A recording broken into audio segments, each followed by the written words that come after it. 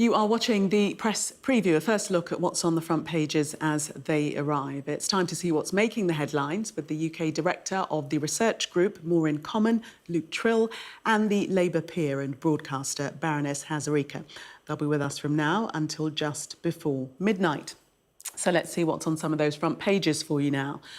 Well, the Financial Times reports that in the push for a peace deal with Russia, Sir Keir Starmer may adjust course and instead advocate for air and sea support in Ukraine rather than boots on the ground. The Eye hears the Prime Minister will warn Vladimir Putin of severe consequences if Russian forces attack British peacekeepers. The Times leads on Defence Secretary John Healey's claim that Britain has the power to do untold damage to Russia with its nuclear deterrent. The Mirror reports that David Norris is set to confess his involvement in the murder of the teenager Stephen Lawrence for the first time as he makes a bid for freedom. According to the Telegraph, the Office for Budget Responsibility has revised its forecast for economic growth from 2% to 1%. The Express blames the Prime Minister for council tax rises of 5% in some areas. While the Mail says the increase in council tax doesn't mean residents can expect better service from their refuse collectors. The Metro spotlights an effort to bring Britain's 100 worst perpetrators of violence against women and girls to justice. The Guardian leads with Ed Miliband's claim that the Tories betrayed the next generation on energy. And the Star carries an obscure joke about the sitcom Only Fools and Horses. Admission, I don't get it at all.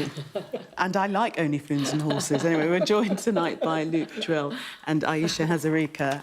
I defy you to get that headline. I don't think anyone No. I mean, we're all big fans, but none of us got it. We're all baffled by that. We don't get it. Let's move to more serious issues. We start with the Financial Times and Ukraine.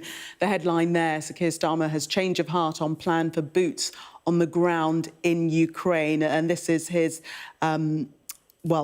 his speech today in the meeting with the military might in terms of the coalition of the willing, and the idea that the focus will be on help from the air and sea potentially rather than boots on the ground. Yeah, this looks like it might be the start of quite a significant shift, because all of the rhetoric today has been around the idea of UK troops and troops from other areas, sort of policing a deal on the border. But the suggestion from the Financial Times and across other papers is that they're now exploring, is that actually going to be the RAF providing support? Is it going to be support from sea patrols as well? And I think that's probably a bit of a reflection of the fact that in trying to build up the coalition of the willing, it's been very clear that, Britain is supportive of it, and that's reflected in polling of the public as well. But in other countries, much more lukewarm about the idea of sending troops. And of course, Russia and Putin have said that is a red line for them. They will not accept European troops policing it. So perhaps it's a little bit bending to that geopolitical reality. Ayesha? I think what's interesting about this is that you're seeing Keir Starmer really trying to keep the momentum going on in terms of the diplomatic efforts. And you have this coalition of the willing. You've got this meeting today with around sort of 51 countries and some really, tough talking, a very firm message to the Kremlin saying severe consequences if there's any breach of a ceasefire. But the key question is, even though there's a lot of talking, and I think Keir Starmer is recognised across the political spectrum and across geopolitics as having done a good job, and he is playing a good leadership role on this. There are some things we still have to be honest about. There is still no ceasefire agreed. That has something that, even though Ukraine has moved on this, the Russians absolutely have not moved on this. It's been briefed out that, asked if the UK would confront Russia, Keir Starmer said this is why it would require a US component, because it needs to be clear to Putin there will be severe consequences. Well, we haven't got a guarantee from America yet that there will be a full military backstop. So there's still a lot of, known unknowns in the equation. But I do think what you are seeing is Keir Starmer very keen to make sure that this kind of momentum is continued, and he is very central to all of that. But as you say, he's saying today that it's essential to be ready to act swiftly in the event of a ceasefire, because we haven't reached that point as yet. And the journey to that point has been a lot slower than perhaps we thought it might be, certainly when listening to President Trump, when, you know, he thought he could solve this in a day. Yeah, I mean, you know, Trump's usual sort of bombast was, I'm going to come in here, I'm going to knock heads together, I'm going to sort this out. I think he's now realising in both Ukraine and the Middle East that this is much harder than simply doing that. And even that very limited ceasefire deal that it looked like he might have agreed with President Putin, that Russia would at least stop targeting Ukraine's energy infrastructure.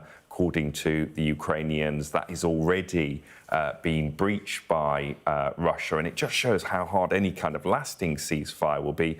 But of course, also, you know, is why Starmer is saying that there needs to be proper policing of any deal, because if you can't even get Putin to stick to that quite narrow ceasefire without some kind of guarantee, it's going to be hard. But I also thought it was interesting that if you look in the FT, that for the first time, it looks like Starmer also conceding that there isn't yet progress on Donald Trump agreeing to provide that security backstop. So again, I think as Ayesha was saying, he's now, what you're getting from Starmer is he wants to keep this going, he wants to keep the momentum going. He's recognising they're going to have to start looking elsewhere.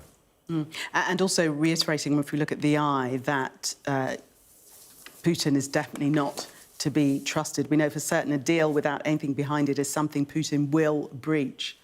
And I think that's what's so hard for everybody who's part of this negotiation. You've got somebody, you've got an actor. I mean, look, you can argue that, you know, it's always hard to bring two warring sides to the table to negotiate. But what's so difficult about this in President Putin, it's pretty much agreed that, A, you probably aren't going to be able to trust him from the beginning. And, of course, he has broken promises time and time again. And there's a sort of consensus that it's not a case of if he breaches, if there is a ceasefire, if he breaches that, it's when he breaches that. So this makes it all the more difficult. So you've got a very, very difficult character and a very malign, malevolent character in President Putin. You also have a completely unreliable person in Donald Trump, you know, because in the last sort of 6 weeks, we've seen everything being ripped up in the world order as President Trump has really thrown his lot in with President Putin. I mean, there was even talk this week of them basically deciding, let's carve up Ukraine ourselves between us. So you've got two very unreliable people in the middle of all of this, with all the power and all the warfare and all the weapons. And that does make it really difficult. Although I think, you know, Keir Starmer, the Europeans, Macron, others are doing a really good job to kind of come together. But that is the reality. You've got two very, very difficult, unreliable men at the heart of this. Which has forced European leaders together because of that and the unpredictability. Let's move to the economy here and the front page of the Daily Telegraph. The Office for Budget Responsibility halving the growth forecast. Not exactly what the Chancellor will want to hear. No, and I don't think this is unexpected. I mean, we've seen other similar forecasts cutting back on the rate of UK growth. But I think given that this government, you remember when they were elected, they bet everything on growth. You know, growth was the central mission of the government. So this is undoubtedly going to be a blow. And what's going to be interesting is where does the blame for that go? Because we can see already from the Telegraph, you know, the Chancellor is going to point to the fact that the world has changed, in particular pointing to Donald Trump and the threat of tariffs. You know, for the government, they're going to want to pin as much of the blame for that revision on what's happening geopolitically. But on the flip side, you're already seeing this from the Conservatives with Mel Stride quoted here, you know, people are going to point to those tax rises in the autumn budget, in particular, that national insurance rise and small businesses in particular saying that we're finding this really difficult to manage and to cope with. That extra bill that you have put on us is forcing us to look and to cut back as well. So I think we're going to see a lot of back and forth on who's to blame for this revision over the next week. Ayesha, do you think it's going to stick, blaming the geopolitical situation, Trump and tariffs and the economic changes that we've seen recently? Well, there is a lot of truth in that. I mean, I think everybody, whatever side of politics you're on, the world has been shaken over the last 6 weeks, ever since the Munich security gathering and that first phone call between Trump and Putin, when it became very, very clear that the world order, as we knew it, this post-war consensus, was very much shifting. There has been a consensus that we have absolutely got to up our defence spending and to do it really, really quickly. So I think that is a truth. It is also true that this government did inherit a very, very difficult, financial climate. But things are going to be really, really tough. It's been briefed out that, she doesn't want to do any new taxes. Now, there'll be some people, and particularly there's some people within the Labour movement, I hear this a lot from my colleagues saying, because the world has changed, maybe this is the time to break some of those rules and say, actually, we do need to put like 1p on income tax, call it a patriotic penny, whatever you want to say. But I think many people will also feel this country feels like it's really overtaxed at the moment and people are paying record levels of taxes and they don't feel like they're getting particularly great public services. And of course, that a lot of that is the legacy of the last Conservative government. But the thing that is really worrying is how deep are these spending cuts going to be, because this government, particularly a Labour government, does not want to be going down the austerity route. And there are so many, we talk a lot about defence at the moment, rightly so, but there's so many other parts of the state that need funding. You look at we just did a debate today in the House of Lords about the backlog in the court system. The prison system is creaking. We'll be talking about police later. Local government needs money, adult social care. So I think a lot of people will understand that the world has changed, but it is going to be tricky. Ayesha and Luke, thank you very much for the moment. We're going to take a break. Coming up, the Metropolitan Police have launched a major initiative to track down perpetrators of violence against women and girls. We'll discuss that when we come back.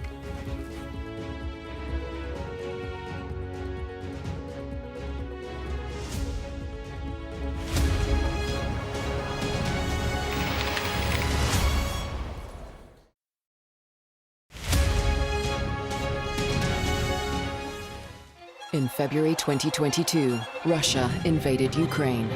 Thousands of Russians were drafted. For some, the reality of frontline warfare meant one thing: desertion. I had a rush of adrenaline. It was a kind of treason. But they did not escape on their own. I help people to desert Russian army. The stakes are high, but for some, there's no other option. We keep going till Putin's regime is over. Escaping Putin on Sky News. Big stories don't always come from big cities. I'm Lisa Dowd and I'm Sky's Midlands correspondent. You are not getting in this elevator, okay? The judge made it very clear that she could see no justifiable reason why Sakulas wasn't here facing British justice. I promised I would get him justice. Free, wherever you get your news. This is what they're up against. The wind is the really big problem. It is back-breaking work and the smoke is thick. It's been working well. Water levels are dropping, but no one knows what impact further rain will have. What would you do if this place wasn't open? This is the exact spot in Nottingham where their 19-year-old son, Barnaby Webber, lost his life. I just think it's so cruel and so harsh. It's really scary. We're terrified. In this community, I'm told that everybody knows someone affected by COVID.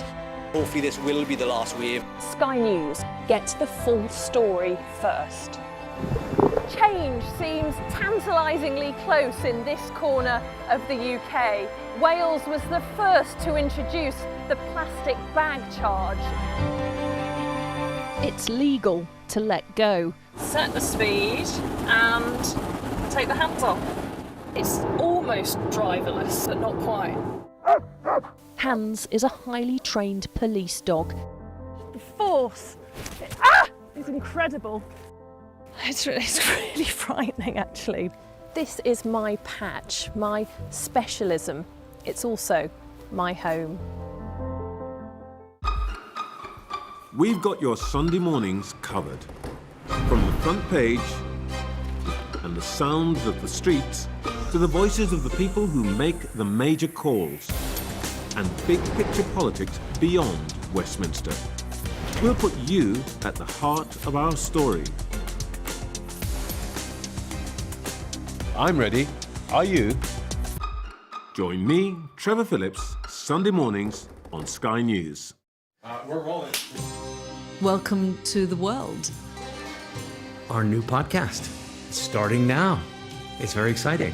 Every week, we'll be reporting from the world's trouble spots. We get to hold those in positions of power accountable, and we get to ask the questions that the audience, the listeners, want to know about. And that's why it is so important that people tune in, come along for the road, come along for the journey. It'll be fun. Welcome back. You are watching the press preview. Still with me, Luke Tryl and Ayesha Hazarika.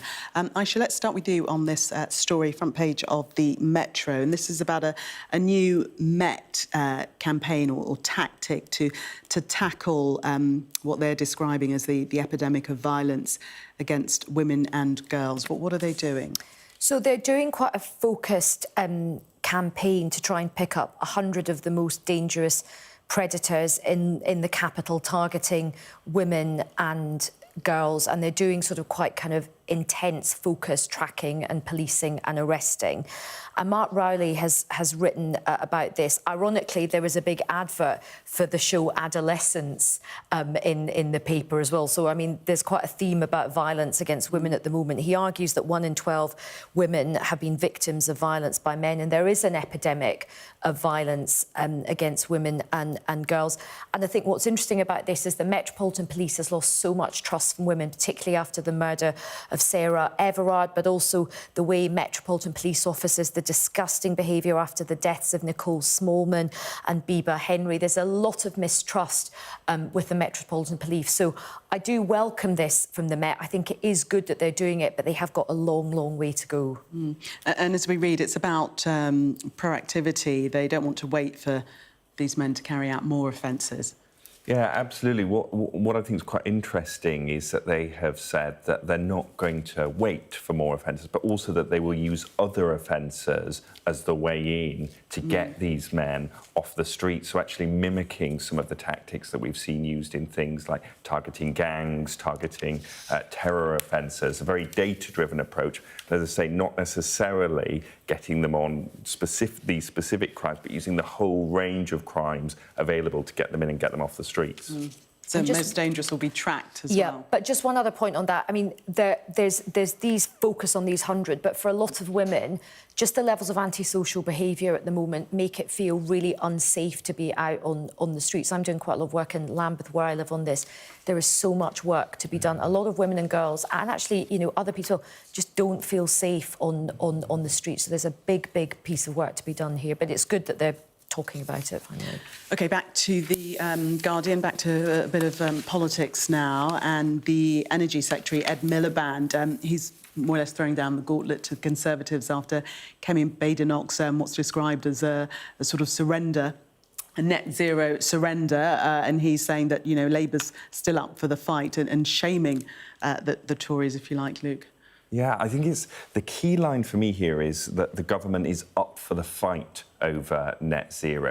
You know, we've had some briefings, some suggestions in recent months that maybe Number 10 is worried about the politics of climate change, that maybe they see this as an opening for Reform UK or for the Conservatives. What this suggests is actually that they think that the Conservatives have made a mistake here by ditching that 2050 target. And we do know that the public are broadly more likely to support that target than not. You know, this did place the Conservatives on the wrong side of public opinion. But you also had Reform a couple of weeks ago making those energy announcements, which to lots of people were quite baffling, actually. They didn't quite understand why they were targeting renewables. So clearly, the government has decided that when it comes to net zero, that offence is the best form of defence, and recognised that, you know, and it's certainly true that for lots of Labour voters, people that backed Labour at the last election, tackling climate change was one of the reasons they did it, and they're expecting the government to deliver on it. I mean, this comes after some sort of scepticism internally over Number 10's green credentials, as it were, doesn't it? I mean, the net zero agenda and Ed Miliband, who, for full disclosure, was my old boss, they both, I mean, Ed Miliband's had a right kicking over all of this stuff. But he and the party does very much believe in this. And the one thing which I think is interesting about the Kemi Badenoch announcement, just be careful about throwing the baby out with the bathwater. The Tories have done this before. I don't know if you remember, there was a by-election in Uxbridge, and it was like the whole thing became about ULEZ, which is about a clean air scheme in London. And it was like everyone just went kind of bananas about how terrible net zero was. And Labour didn't win that seat. But then Labour actually won that seat again. And as Luke said, lots of people, yes, they are worried about their bills and things, but they also sort of think kind of clean technology is the way forward. We have run out of time, so sorry, must leave it there. Much more from you both at the top of the 11. Let's take a look at the weather for you now, though. A bright start and always a warm welcome. The weather, sponsored by Qatar Airways. Well, today brought sunshine and the UK's highest temperature of the year so far, but tomorrow will bring changes. Most places will have a fine start tomorrow, but there'll be some rain in the west, with southwest England most at risk. It'll be breezy and mild for many, but some rural parts of the north will see a frost. A bright start and always a warm welcome. Qatar Airways sponsors the weather.